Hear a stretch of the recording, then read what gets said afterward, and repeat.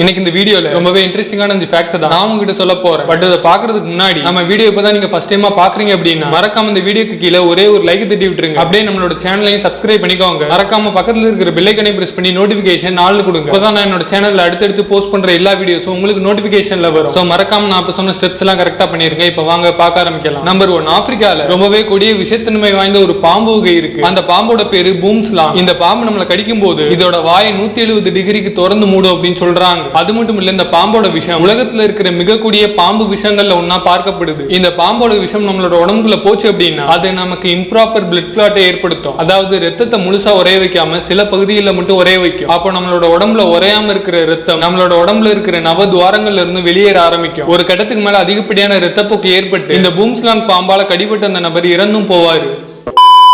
Number 2, 2011 உலகம் முழுக்க இருக்கிற பல கேமர்ஸால ஃபோல்டிட் அப்படின்னு சொல்லப்படுற ஒரு ஆன்லைன் பசில் கேம் விளையாடப்பட்டுச்சு. இந்த கேம் ஒரு புரோட்டீன் ஃபோல்டிங் பசில் கேம் அப்படின்னு சொல்றாங்க. அதாவது குரங்குகளுக்கு இடையில எய்ட்ஸ் மாதிரியான கொடிய நோய்களை பரப்பக்கூடிய ஒரு என்சைமோட ஸ்ட்ரக்சரை கரெக்டா பிக்ஸ் பண்றதுக்கான ஒரு பசில் கேம் தான் இந்த ஃபோல்டிட். 2011 இந்த உலகம் முழுக்க இருக்கிற பல கேமர்ஸால இந்த ஆன்லைன் பசில் கேம் விளையாட ஆரம்பிச்ச முதல் 3 வாரத்துக்குள்ள இந்த என்சைமோட ஸ்ட்ரக்சர் கரெக்டா பிக்ஸ் பண்ணப்பட்டுச்சு. ஆனா இதுல என்னடா ஆச்சரியம் இருக்கு அப்படின்னு கேட்டீங்கன்னா, இந்த என்சைமோட ஸ்ட்ரக்சரை கரெக்டா பிக்ஸ் பண்றதுக்காக ஆராய்ச்சியாளர்கள் 13 வருஷங்களா ஒர்க் பண்ணதா சொல்லப்படுது. ஆனா கேமர்ஸ் இந்த கேம் விளையாட ஆரம்பிச்ச முதல் 3 வாரத்துக்குள்ள இந்த என்சைமோட ஸ்ட்ரக்சரை கரெக்டா பிக்ஸ் பண்ணி ஆச்சரியப்படுத்தினாங்க.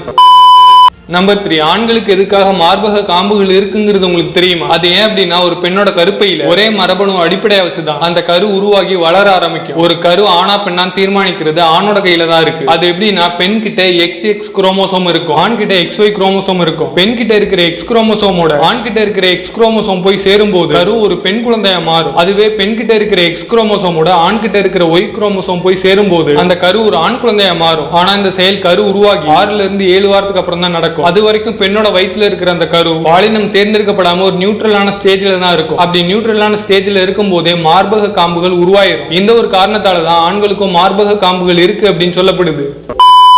நம்பர் 4, இப்ப நான் சொல்ல போற ஃபேக்ட் கொஞ்சம் நாராசமான ஒரு ஃபேக்டா தான் இருக்கும், இருந்தாலும் சொல்றேன் கேளுங்க. பாப்புவா நியூகினியால எட்டோரோ அப்படின்னு சொல்லப்படுற ஒரு பழங்குடியின மக்கள் இருக்காங்க. அந்த பழங்குடியினத்தை சேர்ந்த சிறுவர்களை அங்க இருக்கிற பெரியவங்க ஒரு வயதுக்கு வந்து ஆனா ஏத்துக்கிறதுக்கும் நல்ல தெளிவான மனநிலையோட வலிமையான உடல்நிலையோட வளர்றதுக்கும் அவங்களை விட பெரியவங்களோட ஸ்பெர்ம் அந்த பசங்களை குடிக்க வைக்கிறாங்க.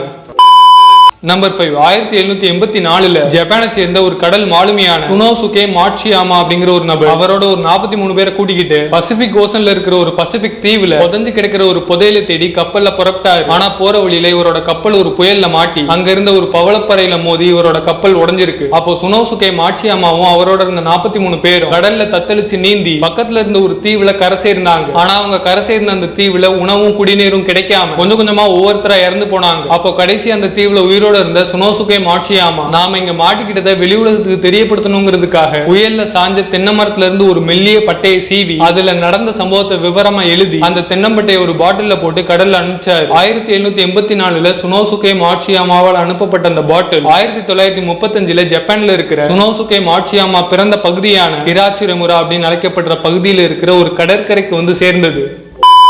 நாம வீடியோட எண்டுக்கு வந்தாச்சு. இந்த வீடியோ உங்களுக்கு பிடிச்சிருந்தா லைக் பண்ணுங்க, ஷேர் பண்ணுங்க. அப்படியே நம்மளோட சேனலையும் சப்ஸ்கிரைப் பண்ணுங்க. மறக்காம பக்கத்துல இருக்கிற பெல் ஐகானை பிரஸ் பண்ணி நோட்டிபிகேஷன் நாலு கொடுங்க. அப்பதான் நான் என்னோட சேனல்ல அடுத்தடுத்து போஸ்ட் பண்ற எல்லா வீடியோஸும் உங்களுக்கு நோட்டிபிகேஷன்ல வரும். அப்புறம் மறுபடியும் இதே மாதிரி ஒரு இன்ட்ரெஸ்டிங்கான வீடியோல வந்து உங்களை சந்திக்கிறேன். அதுவரை உங்களிடமிருந்து விடைபெறுவது நான் உங்கள் ரகுராம்.